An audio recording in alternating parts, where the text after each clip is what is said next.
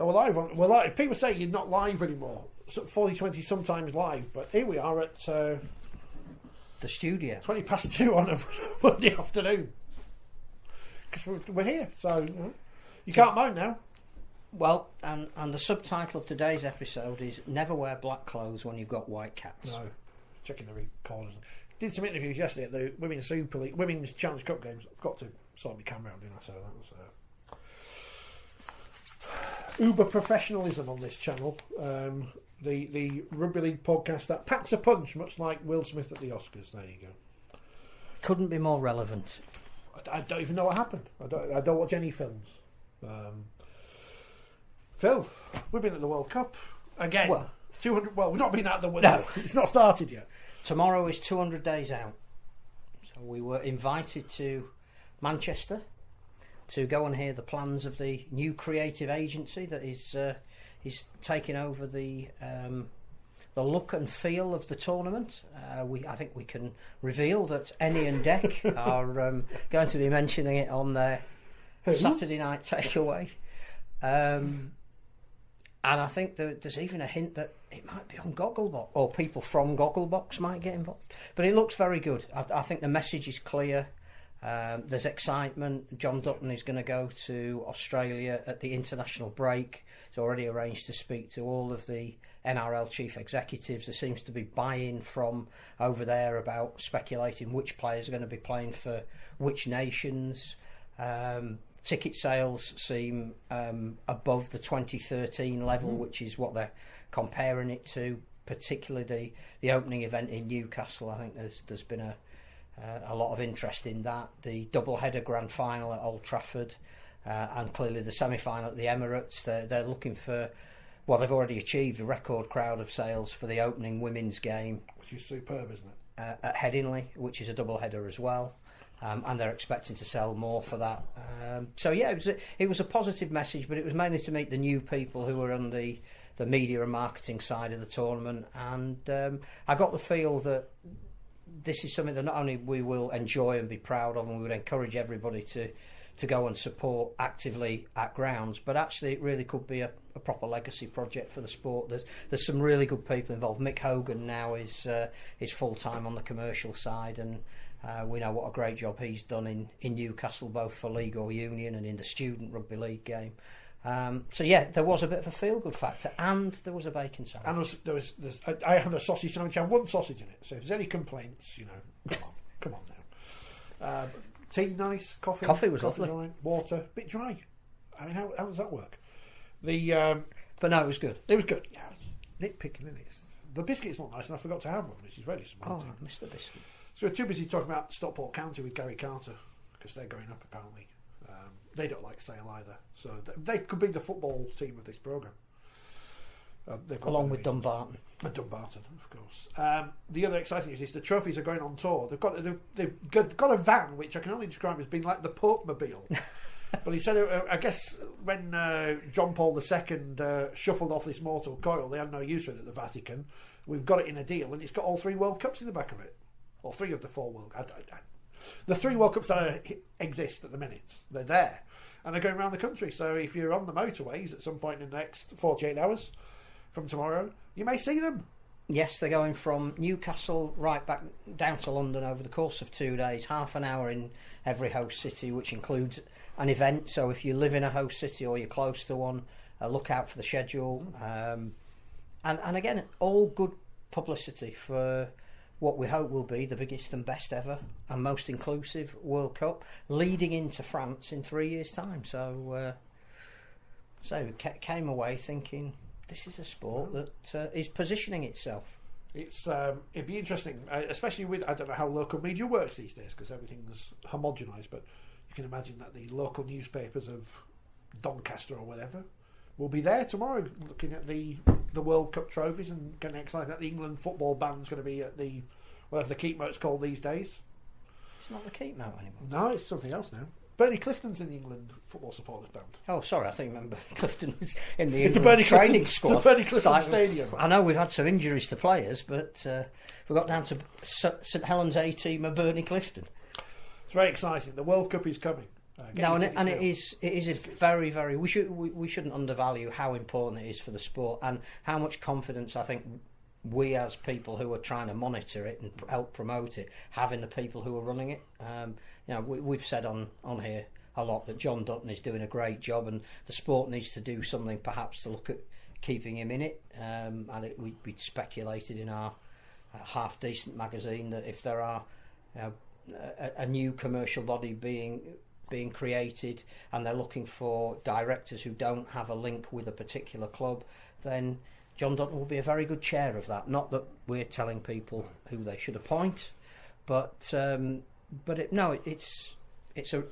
only positive story, and it was good to be there. He's got a season ticket somewhere. I didn't ask him. Lee. He's a Lee man. I thought another one. Born and bred. Good afternoon, says Carsten. You're early. I know we are. I know we're early. It's circumstance. We like that element of unpredictability. It's in COVID isolation. Carsten, does the picture look any better? I mean, granted, this is the most narrow of narrow casting, but I know how many people are watching right now, so it doesn't matter. Is the picture better because I've done something to the settings? If it is, good. If not, we'll work it out. Speaking of, I don't think there's any more news out of today at the World Cup other than that everything's on track, everything's positive, everything's good. Yeah, there's some broadcast deals have been signed. There's a new sponsor to come in, so that it's all positive. I think the other thing we heard last week was that they're starting to decide what the qualification process is for 2025. They've allocated berths by federation, but not yet the qualifying tournaments to see who's involved and who isn't.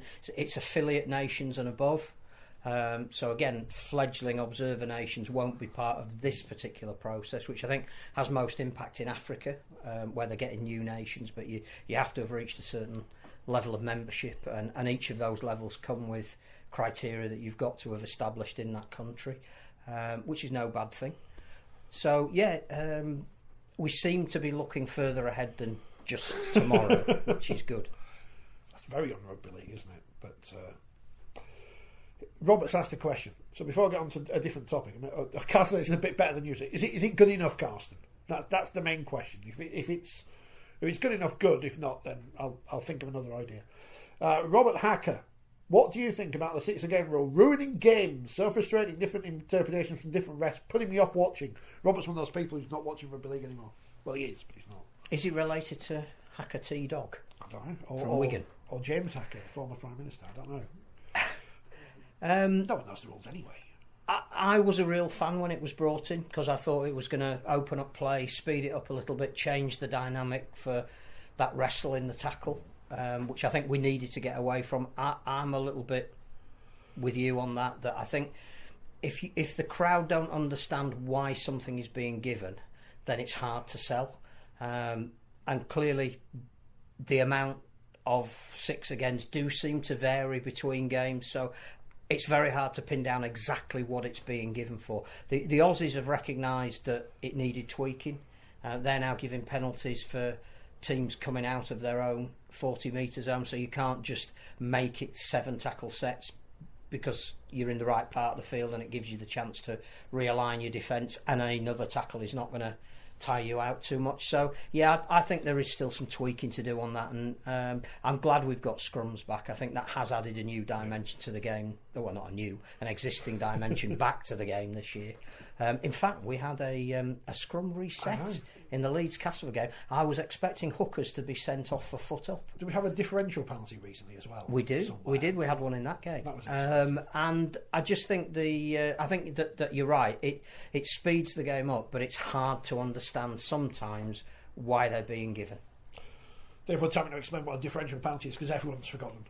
Because they don't happen. But scrums are back. Let's get rid of the 6 again now because it served its purpose. I don't know about getting rid of it, but I just think modify it to make it more easily explainable as to what you're giving it for. Disappointing lack of yellow and red cards now. Now that we've gone back to normal, and we've had our purge. Everyone's upset. We've got rid of it now. Everything's back to noise. It's very disappointing. Of course, what's happening in the Challenge Cup this week is everyone now wants a Super League team in Cumbria. Well, all it takes is for Barrow, which of course is not in Cumbria, and Whitehaven and Workington to get promoted to Super League because what happened to the Cumbrian Lakers? Carson says it could be better, but then Scully comes back and he's sharp enough. Oh, bit harsh. Scully, by the way, let's go into Leeds in crisis before I get onto the other on ones. Cumbria. Oh, Cumbria, yeah. That was the magic of the cup, I think. Which wasn't very magical at Leeds or Warrington or Wigan. But in a lot of respects, and you look again at the draw, it's just another Super League game in a different competition. Yes. The point of difference, which was acknowledged by the crowds who were at both Whitehaven and Barrow, and the number of opposition fans that said they were so looking forward to going to Whitehaven and Barrow because they haven't been there for that long, and both put up really creditable performances, was the fact that you don't get that every week. You know, Whitehaven haven't beaten St Helens since 1973. You want to be there. You want to be part of something. It had that magic attached to it. I'm not sure that the rest of the ties have. You know, we'll talk about Warrington, but Warrington playing Wakefield 2 weeks running, and that has always happened in the cup. You tend to get these quirk of draws. I get that, but if you're now saying the likely winner is only ever come from 12 teams, but maybe realistically 8 teams, then, well, certainly 11 because Toulouse aren't in it this year, then it's narrowing the point of difference. And we can already see with some of the teams that are left, perhaps the final you might not want in terms of just making it feel and look different. And that's what Cumbria had. That's what why does the local crowd want to go and see it? Because they don't get to see St Helens every week. So Castle Wakefield final, which one rugby league journalist who would not be named said they should play at Batley. That's a bit harsh. Not fair. And allow admission on the day, I think they said as well. Give the job to Ellery, says Gary Schofield, pulling no punches. Ellery is the man I'd choose, says Scoey, and I'd do everything possible to prize Danny Maguire from Hull Kingston Rovers and install him as joint assistant with Jamie Jones Buchanan. What a great combination that would be. Ellery, of course, has already been handed the reins of the Combined Nations All-Stars. I thought it was journeymen. This can't be. Do you know, this isn't his writing. This can't be his writing. Sounds like a telephone conversation. This can't be his writing. For their test against England, it's not a test. It's not a test. Because they wouldn't get a golden cap then. No. Against England at Warrington in June. That's only a short-term post. Short-term, as in one game. But it shows he's ready for a return to coaching. And boy, there you know it. Would he bring a lot to the table at Headingley? Some people say he's too old and has been away from the scene for too long. I say rubbish. This does sound like a telephone conversation. Wayne Bennett will be 73 when he leads the Dolphins into the NRL next year, while John Keary's 67 and still working with Bradford and Wales. Ellery just turned 61. Brackets, a belated happy birthday to my old England and Great Britain teammate. Could have texted that to him, Scully. Could text that. Save you a few words. And has a great knowledge of both the game and the club. And then he goes through his CV. Coached Great Britain, St Helens and Doncaster. Has he mentioned that he was an assistant coach at Leeds under D. Lawton? He's looking for D. Lawton. I didn't think he would. No. So Ellery Hanley anyway, next Leeds coach. Not going to happen. It's really, really interesting because we were having quite long and detailed conversations waiting for the World Cup event to start with some of the respected journalists who were there about the comparisons between what's happening at Leeds and Warrington, and was even hinted at by Lee Radford in his press conference, even though Castleford won, about change and how you think merely changing the personnel is going to solve a problem, but the issues appear to be, particularly at Headingley and at the Halliwell Jones Stadium, much more deep-rooted than that. And I don't know if just bringing Ellery in on a short-term basis would solve a deep-rooted cultural problem, which is what Jamie Jones Buchanan very eloquently spent 20 minutes post-match telling the media about. Did he do his presser before Lee Radford? He did. Lee came in and no, Lee was eating pizza in the dressing room and they'd won, so he didn't bother. But Lee did come in and say, well, it has been a tradition over the years for the Castleford coach to come in late. Lee just said, has he used a lot of long words? I'm on him monosyllabic. But I do think the issues run a lot deeper than changing players and changing coaches, which is limited anyway. The issue for Leeds, not Warrington, because they've just changed their coach, is do they go for the short-term fix? Not necessarily is Ellery the right man. You know. Or do they go for whatever their long-term target is to fix whatever they perceive to be these issues and take more short-term pain for the longer-term gain? I don't know the answer. I think you need to spend at least a week inside a camp to know what the issues are that are being talked about, whether they're leadership issues, whether they're confidence issues, whether they're cultural issues, whatever that is defined as. But I do think the problem for Leeds and Warrington is they have to do it in a spotlight of expectation. So I think at Huddersfield, to use that as a comparable example, I think they're getting to the point now where they've got the players and the way of playing and the philosophy that they've wanted, but they've taken a year to get there. And because that year was done out of the glare of the spotlight, because it'd been great for them to finish in the playoffs, but it wasn't an essential be-all and end-all, then they've had the ability to make change over a period of time without the need for instant success as well. So Ian Watson has had the canvas to bring about the change that you're now seeing is working. Nobody in charge of Leeds, and certainly Darryl Powell and the expectation that he brought with him at Warrington, have got that luxury. It has to happen overnight. And the point that Lee Radford was making, even at Castleford, where I think there's a realisation of where they are and what they can achieve in a rebuilding process. He said it's taken him a lot longer than he thought it would, after Darryl had been there for 8 years, to get the message over as to what he wanted from the team. I think that's what they're all talking about at the moment, and I don't know if a short-term appointment will solve that, whether that's Ellery, whether that's Wayne Bennett, whether that's Eddie Jones, whether it's Anthony Seibold, whoever it might be. And then you look at the longer-term picture. And I think the other issue that affects both Leeds and Warrington is you can't solve the problem in the short term by signing somebody else, because we're in a salary cap, we're in an era when existing players have taken significant pay cuts and we haven't built back the income at any club to start reversing that. Who is available? In which well are you fishing at the moment? You're not going to be able to get an NRL star on a short-term contract.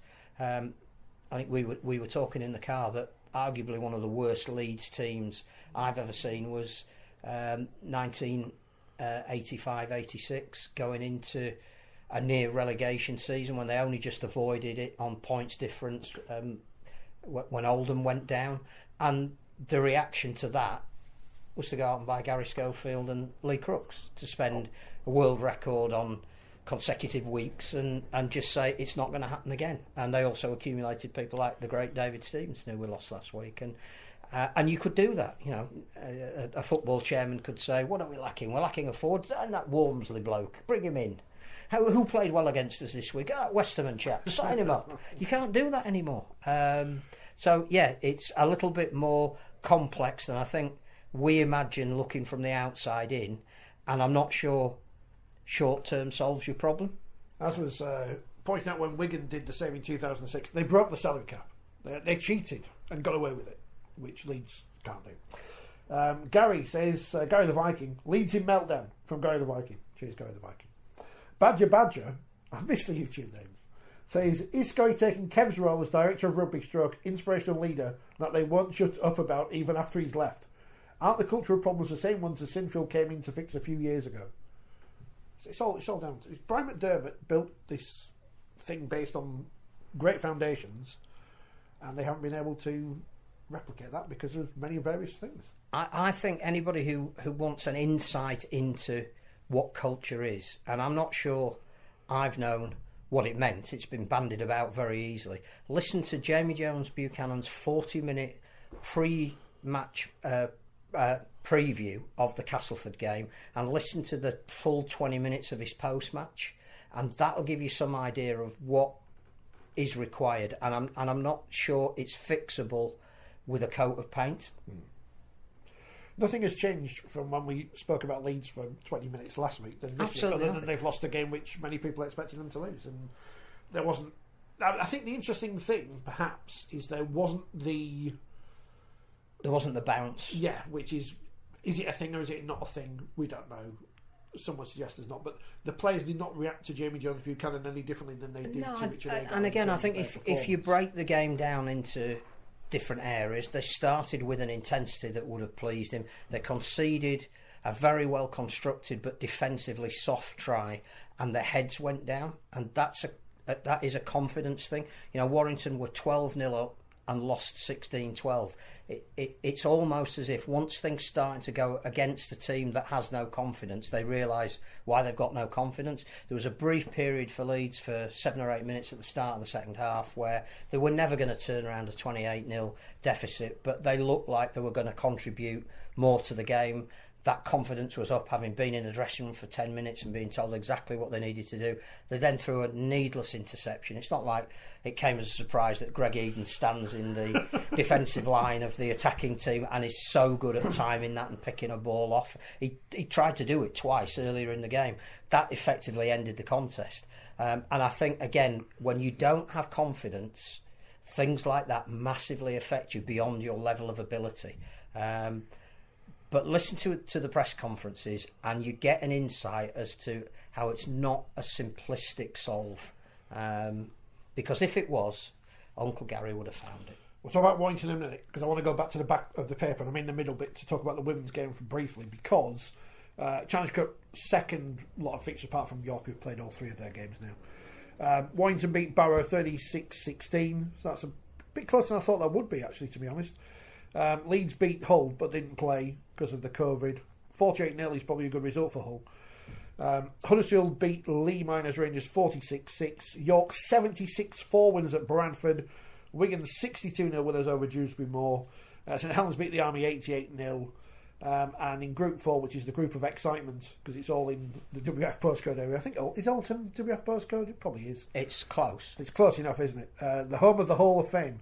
The Raidettes sounds better. 40-0 winners over Cass, who were obviously still trying to put together a team. That's a shock result, though, isn't it? When a community-based team beats a Super League team. It's not in the scoreline as well. I think the captain got sin bin in that as well for the Tigers. So they're having to rebuild again. But I think the message for those who go, oh, what's happened at Cass? Well, there's two things, isn't there? One, they made 3 finals in the previous regime and didn't win any of them. That seems to be a factor that's being forgotten.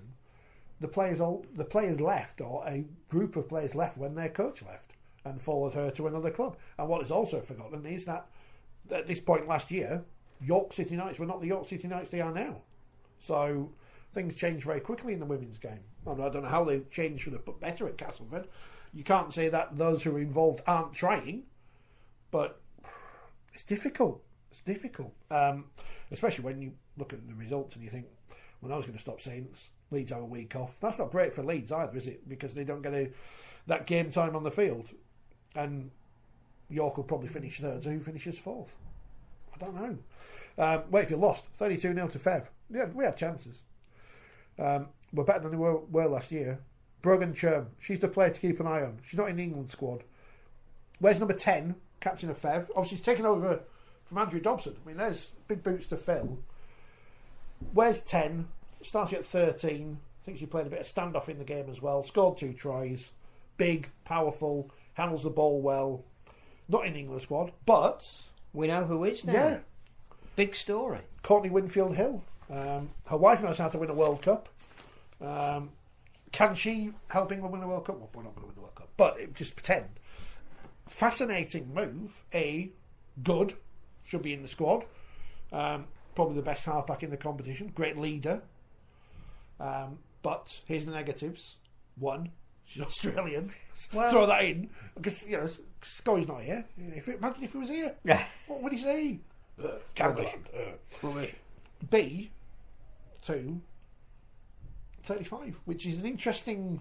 I mean, it's not like she's been playing rugby league for 20 years. She had to, play cricket and everything. At a very high level. But it's an interesting departure from what appeared to be a youth-based thing. Yeah, and again, I think because all of the sides train together and want to have a common philosophy, not something I think that Sean Wayne would do in the men's game. So that is a bit of a departure, but it's a key role in a key position.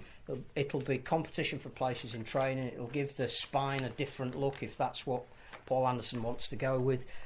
Experience in tight games of how to win them. So it can only be a good thing. Yeah. And not the only new name in the squad either. A goalkeeper. A former Arsenal, was it Chelsea goalkeeper? But again, the first player from the Southern Women's Super League competition from Bedford Tigers. And again, Caroline Colley, there you go. Again, I think that just shows that the women are looking to spread that pool of talent, and we shouldn't be too. I don't think we should be too concerned about the disparity in scores. I think again, you mentioned it, that there's been a Premier Women's game that ended 9-0, which hasn't detracted people from going out buying tickets for the Women's Euro. Right. So you have to play against better players to get better in any sport. But the fact that there are now with Charlotte is a role model of somebody in the South who doesn't initially come from a rugby league background, I think that throws a great message to any women playing the game at the moment. Caroline Colley is a former Arsenal and Chelsea ladies goalkeeper and has also played rugby union and represented Scotland at Sevens. So hang on, she's England squad. We've got a Scot and an Aussie. What are we doing? What's going on? So there's now 32 people, women. The 32 women in the England women's squad. Yeah, well, it's a post-training anyway. Yeah, so that's good. So we'll see what happens. I don't know. They'll be playing against France on the 18th of June, which is a Saturday at Warrington. I did go to Warrington on Saturday. We did that once. We don't want to go back. And the World Cup campaign begins against Brazil at Henley Stadium on Tuesday, the 1st of November, which is going to be the biggest crown in the history of women's rugby league in this country. And a double header with Papua New Guinea and Canada women. Which also reminds me, by the way, it said the fixtures this week in the women's... Oh, freaking paper on there. The fixtures this week in the Women's Challenge Cup, which excitingly there's a double header at the home of Rugby League, which is the Be Well Support Stadium, because Wakefield played Alton at 5:30 after the men have played Salford. I'm breaking the fences here.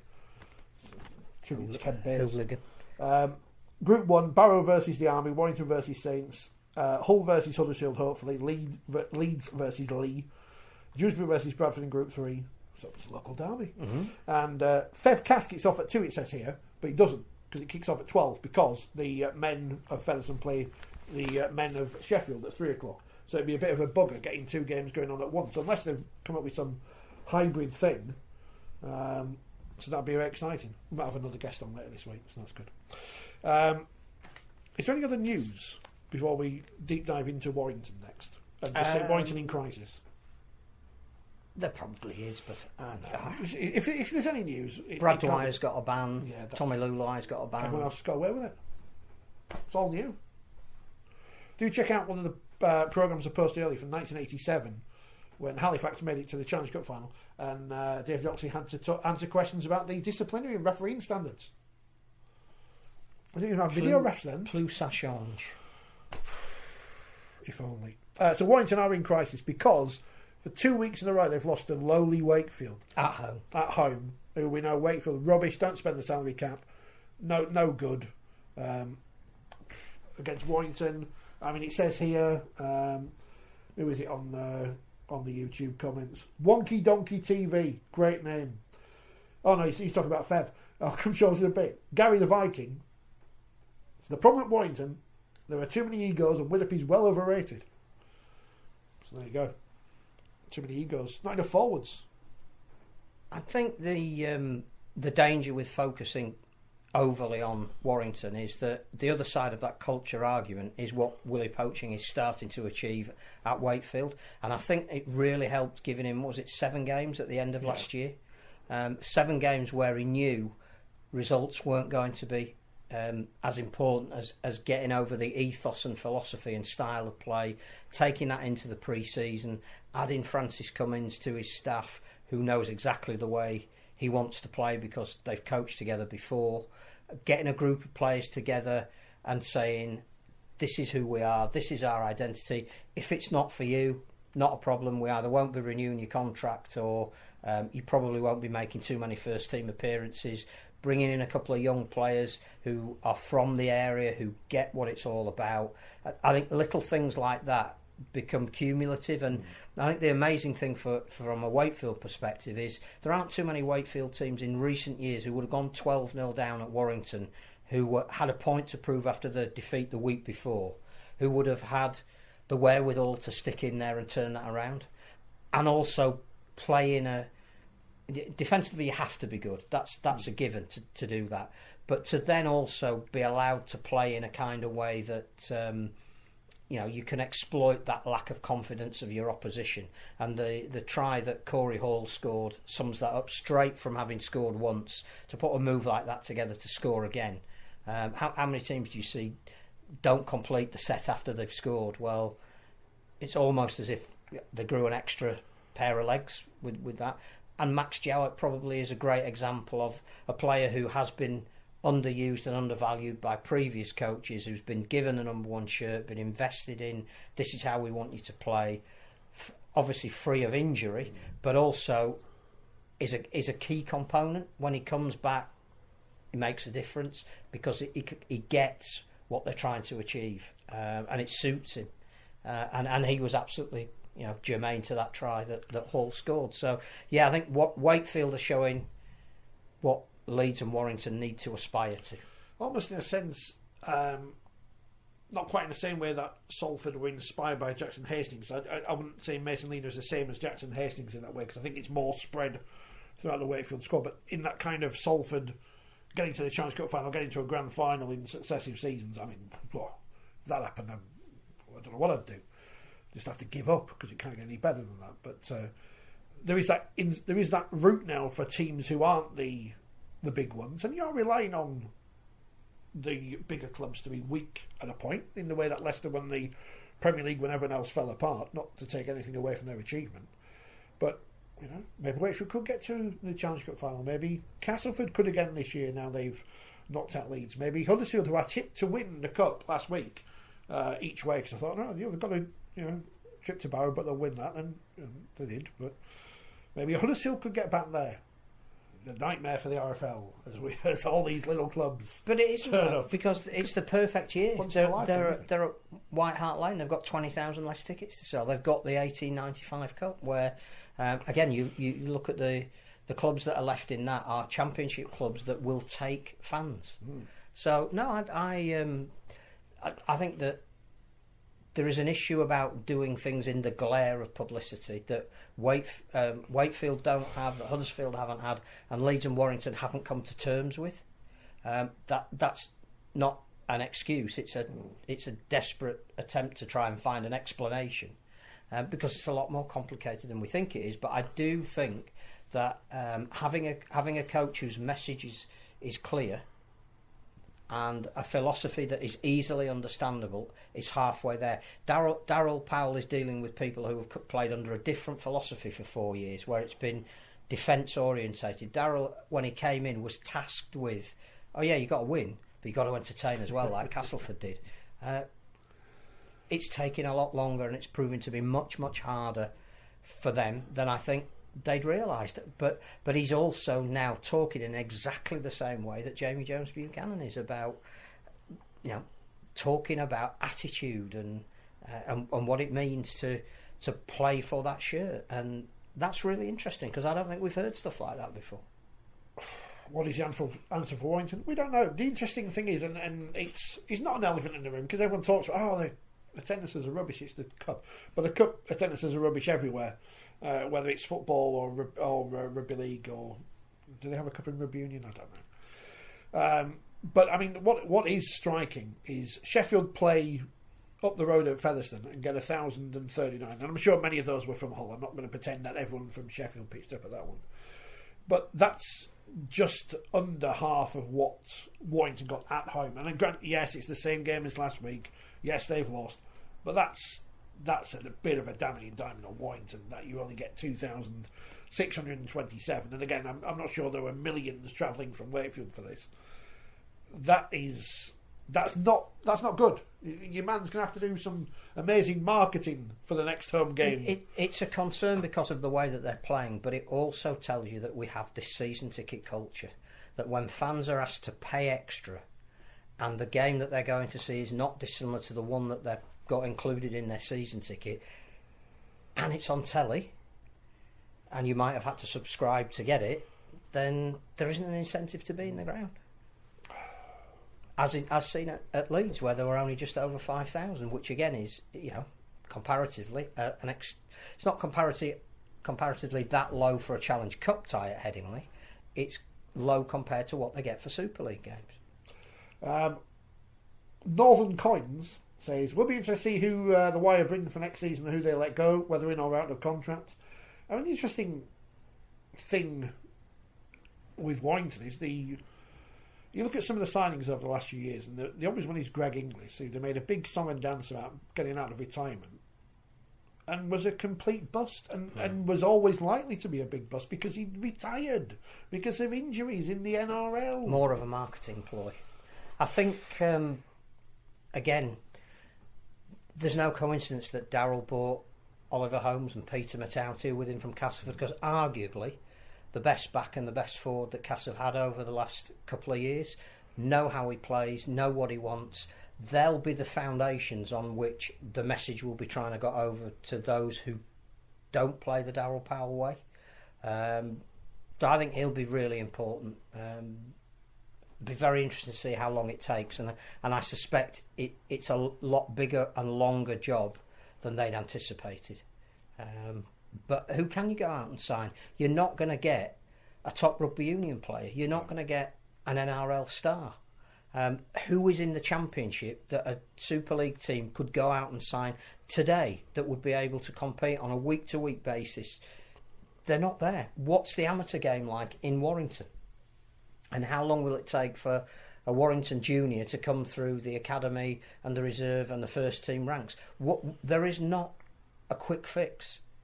But if you've got halfbacks that historically have played a certain way and you're asking them to play a different way, which seems to be the case at both Leeds and Warrington, it is having a material effect. Darryl's more concerned, I think JJB will be at the moment, about they're just leaking too many points. That's nothing to do with your attack. Well, we've asked who we think the next Leeds boss will be. Do you think they need to go away from appointing a Leeds idol? I mean, I personally do, because I think you go down the route of trying to catch lightning in a bottle, which you've lost. But we don't know. The thing is, who's out there? Who is out there? Well, that's what I used to say about Chris Chester, wasn't it? Absolutely. Right, well, Chester out, right, fair enough, but who's going to replace him? Because there's no one there. And it turns out it's the bloke who sat behind him. But the bloke who sat behind him, I mean, we're not going to judge Jamie Jones Buchanan on one game, but he's not got any professional coaching experience. And he's recently out of playing, recently enough that transition out of playing was a relatively difficult one. He said, even though the disappointment of Saturday will haunt him, as it would if the 9-year-old Jamie had come off the terraces and he'd watched that, he does feel reinvigorated. Now, whether that is enough, I'm not sure. But it is who is available, who is on the market. Lots of talk of Tony Smith out of contract at Hull KR at the end of the season. Danny Maguire's his assistant. You're going back to that link with the golden generation. Are they? Do they want to come? Badger's pulled me up and says, that rules out Sean Wayne then. Well, yeah. And Ellery Hanley. Yeah. And Gary Schofield. Yeah.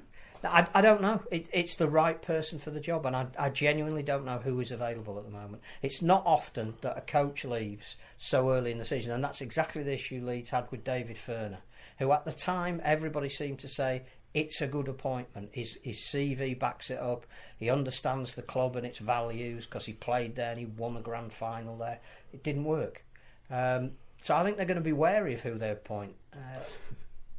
But it'll be interesting because after this week's round of games, you wouldn't expect Leeds to beat St Helens. Somebody's going to win between Castleford and Toulouse. Depending on those margins of matches, Leeds could be bottom of the table. Next week it could be 4020 TV, Leeds still in crisis, or 4020 TV, JJB coaching saviour of the world.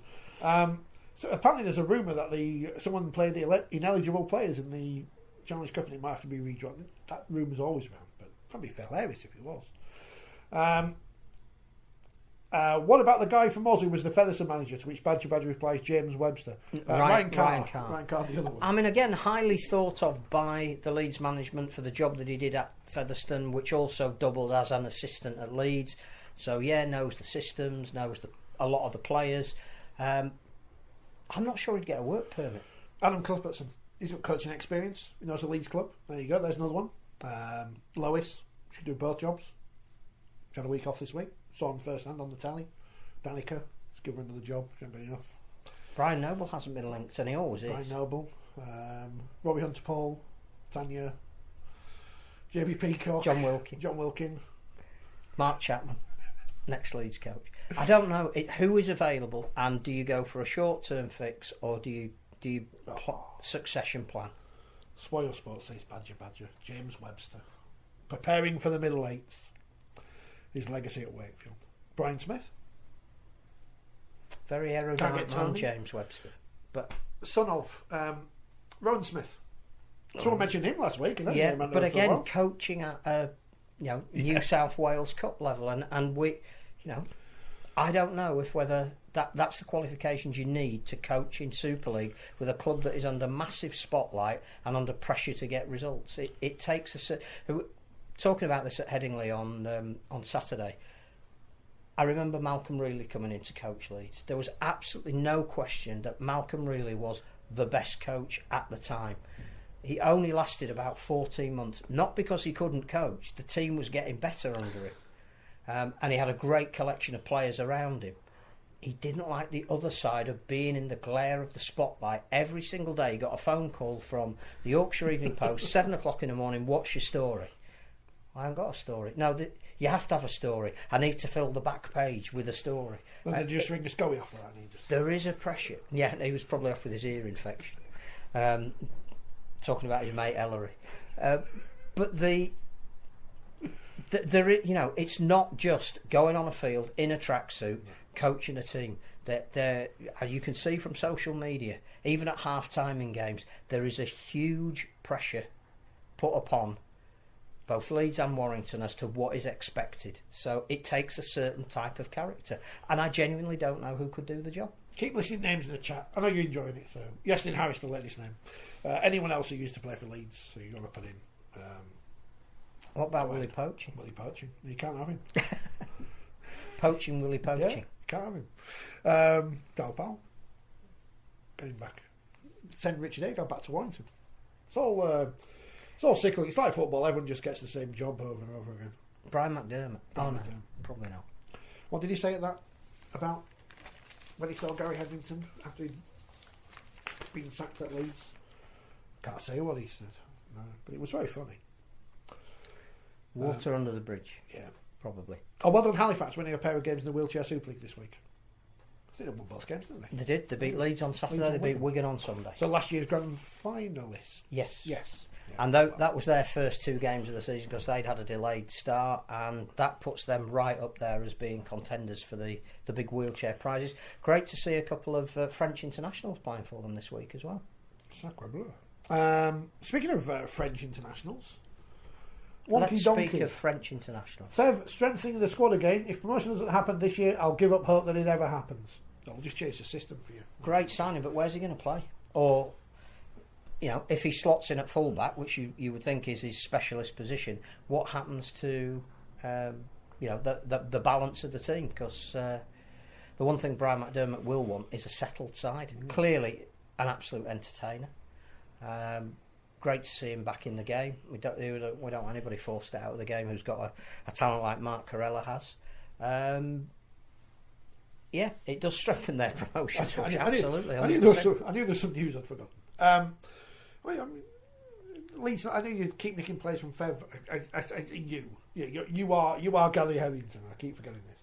Keep nicking players from Featherstone to play in the reserves. Just put him in the first team. And York. Put him in the first team.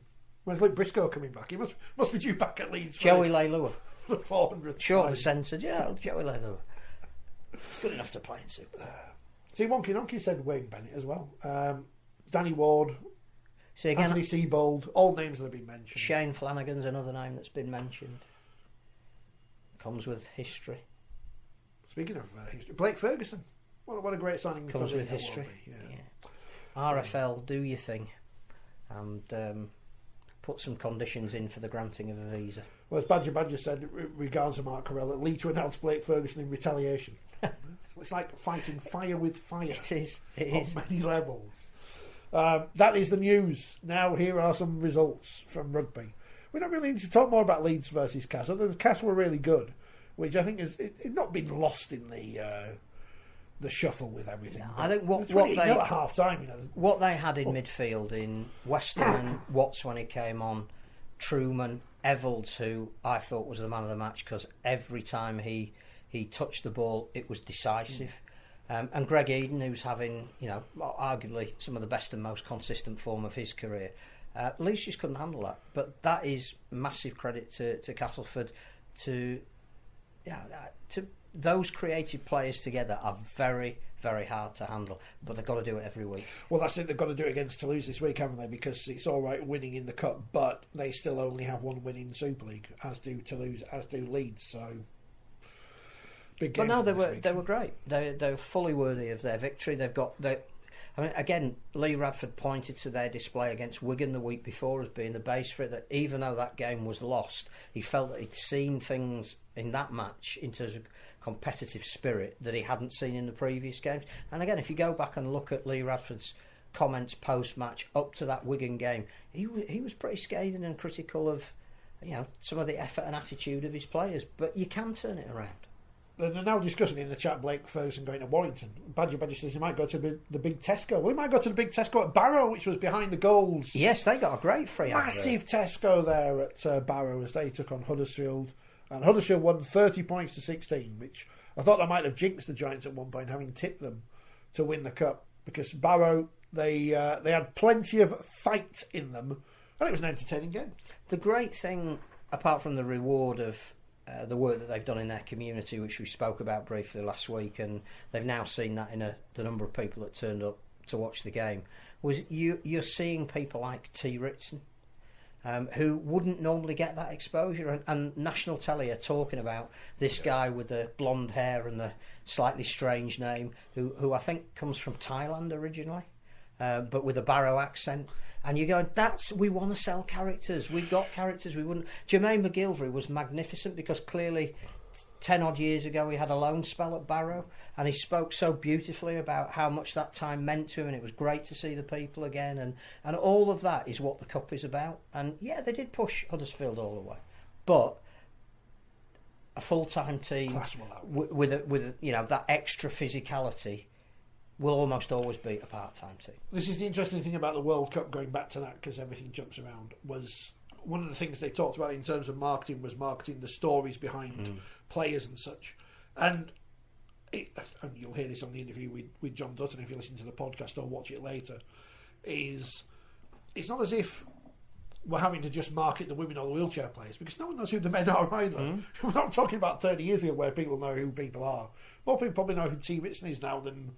We're saying Max Jarrett just to throw that name out because T. Ritson was on the BBC and Max Jarrett's on Premier or whatever. So it's going to be interesting. It's going to be interesting to see what happens and who is promoted and how we get these stories over to people. But Huddersfield are through and they'll play Hull in the next round. In a game that was played, only last week. As they beat Sheffield 58-12. And again, not seeing it, but that's the result and the scoreline you would expect between Hull FC and Sheffield Eagles. So it is what it is. Catalan Dragons, they beat Featherstone 27-14. Maybe Featherstone picked up Corella on the way back, I don't know. Featherstone, superb in the first half, just couldn't quite, again, keep that level up, but for those Fev fans who went over there, I suspect they had a wonderful time, and for a little while dreamt that they were going to turn over the Dragons, but the great game in the next round now is Catalan St Helens.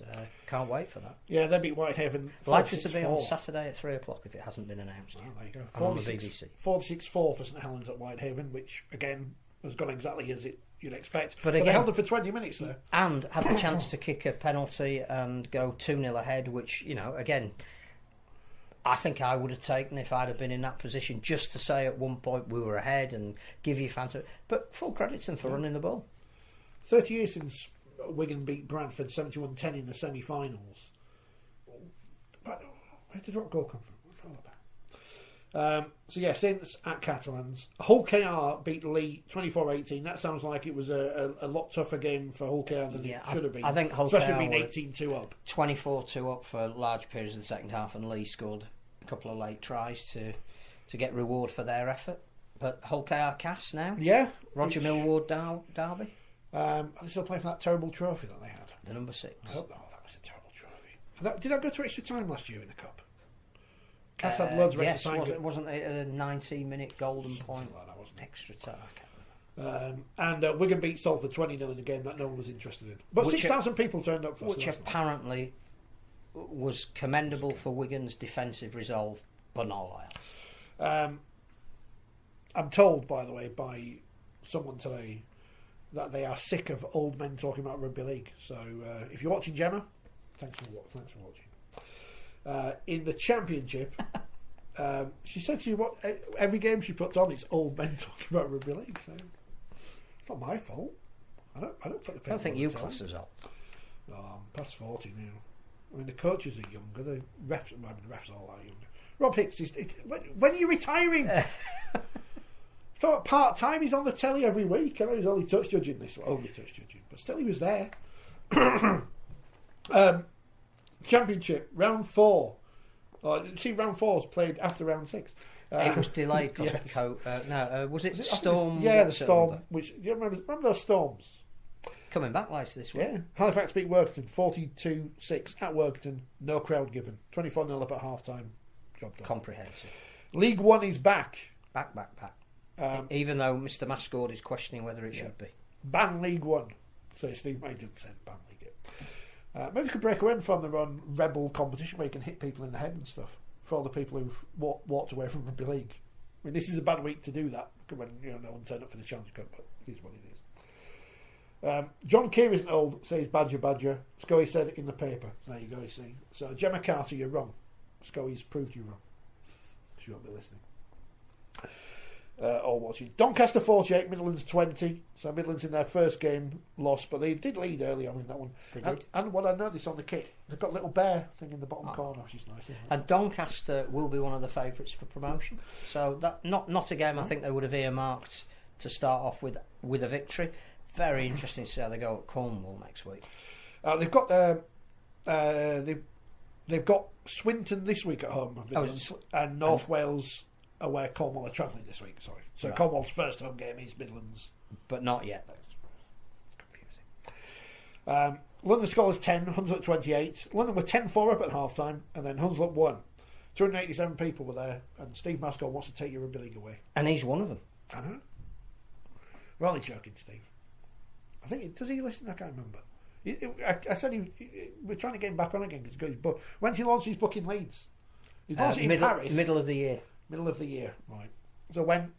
Summer bash, maybe? No, I think he's coming to a Leeds game and he's going to do it... we'll get him back on. Here. Well, there you go. Very venue. We'll get back on again. We're like Steve. Oldham 6, Keighley 32. Going to have someone who can hit with a stick who will take it, that's the thing. I think that's a bit of a blow for Oldham because again they would have expected to have been more competitive. Some good noises coming out of the club after their Challenge Cup exit, but a bit of pressure for next week. They need to right that wrong. Hunslet Oldham, big game on Sunday. If I wasn't going to Wakefield, I'd go to that. I think. Great. It's a good game. What seems like a good game. Because I haven't seen it, obviously. Rochdale 34, North Wales 36. Anytime a game is close, you think, that must have been good. And it was 18-12 at half-time to the Crusaders. So, obviously, that must have been a very close game. It must have been very exciting. So, I think that's a big win for the Crusaders. Have Cornwall got enough players yet, says Badger? I think to keep signing them. But yeah, big win for the Crusaders, you should say, because they are one of the teams expected to challenge. And they've beaten one of the rivals that they would expect to be up there with them. And surprisingly, top of the league, Swinton, because they beat West Wales. Get Mr. Keller 82-4. West Wales team sheet that they put out on Twitter, and I know they probably have no one doing these things, but they put it first name and then an initial for the surname. No, don't do that. We don't know any of the players are. I'm whispering. You can't hear me. But good luck to Ash Bateman, but looks like again he's inherited a difficult task. This week on telly, Thursday, Wigan versus Hull, 8 o'clock on Sky. Friday night, it's Leeds versus St Helens, 8 o'clock on Sky. And Leeds Dewsbury's on the Our League app. You can pay a £5 for it at 8 o'clock at the same time. I think it's on Our League. Seems self-defeating. It's on Our League. Someone check that. Also on Friday night, Castleford versus Toulouse. It's 70s night at Castleford. How can you tell the difference? Huddersfield versus Catalans. Hull KR versus Warrington in the Tony Smith derby. Saturday, North Wales versus Cornwall at 5:30. West Wales versus Rochdale. Because all of Cornwall's games games they are are, on aren't they? Oh, so I can watch them. That's good. Because there's no other games on. Sunday, it's inclusion round at the home of Rugby League. Wakefield take on Salford, and then the women play Alton in a must-win game. The winners of that game will be in the next round of the Cup, and unless Castleford beat Featherstone. No, if we draw it, we're both in. So it's a must-win game. If we draw, we're both in. So it's must-win. Yeah. So it's must-draw. No. Yeah, no. If we draw, hang on. No, if we draw, Alton are probably through on point. I don't know. It won't be a draw. No, it won't be. In the Championship, Barrow versus Batley, Feather versus Sheffield. That'll be a great game. Yeah. So Barrow will be obviously bruised, but buoyant, and Batley, yet again, Craig Lingard is doing a fantastic job. Happens to be a columnist. Featherstone versus Sheffield, Mark Aston derby. Will Mark Corella play? We don't know. Halifax versus Whitehaven, London versus Bradford again. Haven't they just played each other? Yeah. Workington versus York City Knights. Why did they kick off at 2 at Workington? Is it a light thing? Is it? Well, the clocks have gone forward. Yeah. So is it a misprint? Do the shipyards close at? I don't know what the industry is, because obviously Castile kick off at 3:30 when the pits close, but Wakefield gave up on that age. Well, who cares to kick off at 3:15? It doesn't happen anymore. Happens when the trawlers came. Yeah, not the P&O ferries though. Workington fans, tell us what's happening. Hunslet Oldham in League One. That'll be good. Get yourself down to the John Charles Mega Arena. Keighley versus Doncaster. Also, that'd be a big important game. And Midlands, first home game at their new home, taking on the league-leading Swinton Lions. With beer tents. Get down there. They're going to knock down the main stand at Bellevue in June. I don't know where we're going to see it. Media. Well, the weather will be so nice. We'll just get in the nose where Sky sit. I think that they might do what Leeds did with their redevelopment, that keep the bottom bit and build over the top of it. And you'll be all right. So I'm going to sit in the press room on Sunday anyway, I think, if I'm allowed in. And Monday on the telly, it's Newcastle versus Widnes. So I'm sure Newcastle are doing some exciting marketing to get a crowd in. When they played Bradford a few years ago, I know it was on a Friday, but they've got loads of kids in there, so that'd be good. And I think that's it. I think that's all the news. Hall aboard. It says Wakefield going to win the cup. He doesn't say.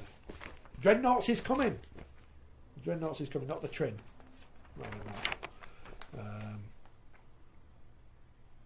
Matt Pete wants Wigan to win the Challenge Cup. Headline there. And that's it. Was it J or J? Do we know? So on Sky the other week they call him Jyfield and Jayfield, and I don't know whether it's J or J at Wakefield because we've got a Whitbread, but we don't know. This programme's fizzling out. We're trying to see if there's any other exciting teams. Somebody's got a birthday. Yeah. Ellery had his birthday last week. Yeah. Surely Scully must have sent him a... He sent him a card. You'd have thought so. Always loved you. Yeah. G. Oh, look at that. Oh, look at Wakefield's stand. Oh. Everyone's snagging it off. Go away. Oh. It's exciting. We're going to get a new stand in Wakefield for the first time since we built those flats. I mean, at least we'll pay for this one, so that's a positive. Thank you for watching, viewers. And interacting. I mean, you know what? This has worked, so we may well just do this again. Just turn up at some point. Turn up on a Monday. Go live. Yeah. We just happened to be together and thought it was a good idea. So because we'd so enjoyed the World Cup event. Badger says it's pronounced J or Joy. How do you know? You just put J. Thanks, Badger. This is why we don't do this programme live, because people, trip us up. But we'll be back at some point in the future, possibly with a special guest later this week. Then, if they want to speak to us.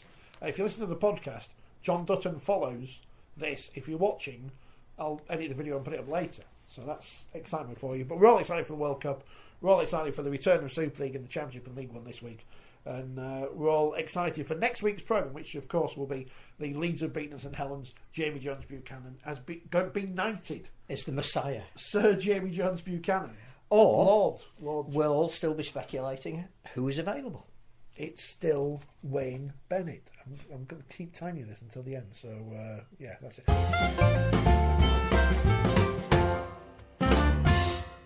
200 days to go, John. How excited are you for the World Cup getting underway? Very excited. 200 days to go for the second time, of course, but this feels different. It really does feel different, and it feels like the start of the lead-in to delivering what's going to be a seminal moment for us and International Rugby League. Obviously plenty of challenges you didn't expect at the start of the tournament. It feels like a long time ago since you had the initial launch, the cockerel on top of the World Cup. It is.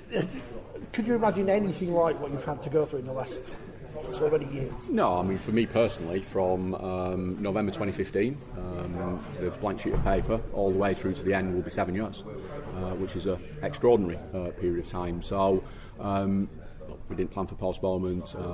It hurt a lot, but we're a long way over that.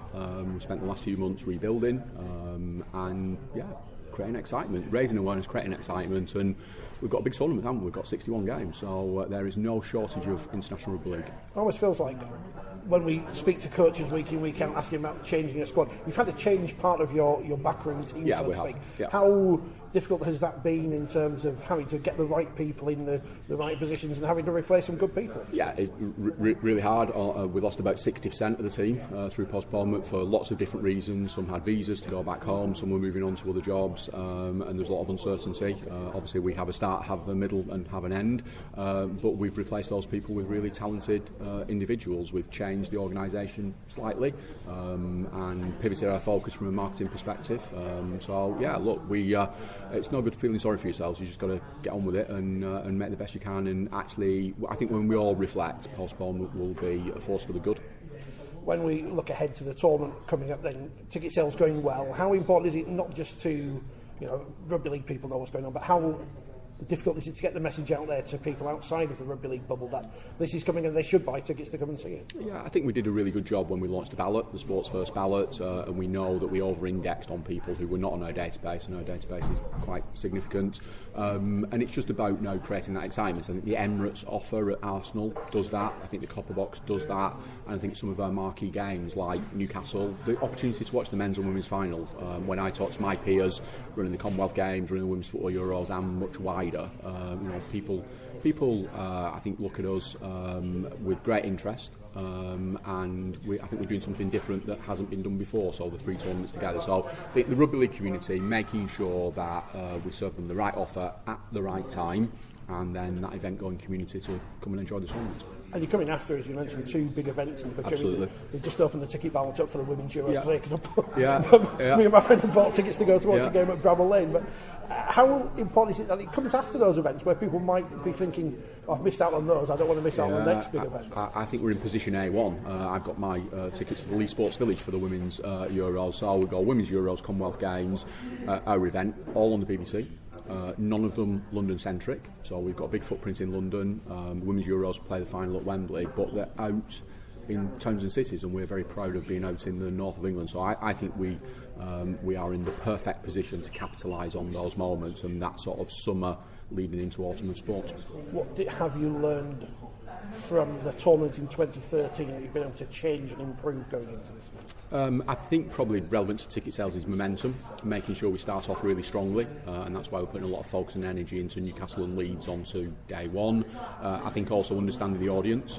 We always thought 2013 would be slightly late sale, particularly in the rugby league community. None of that has changed, and we've done a lot of research.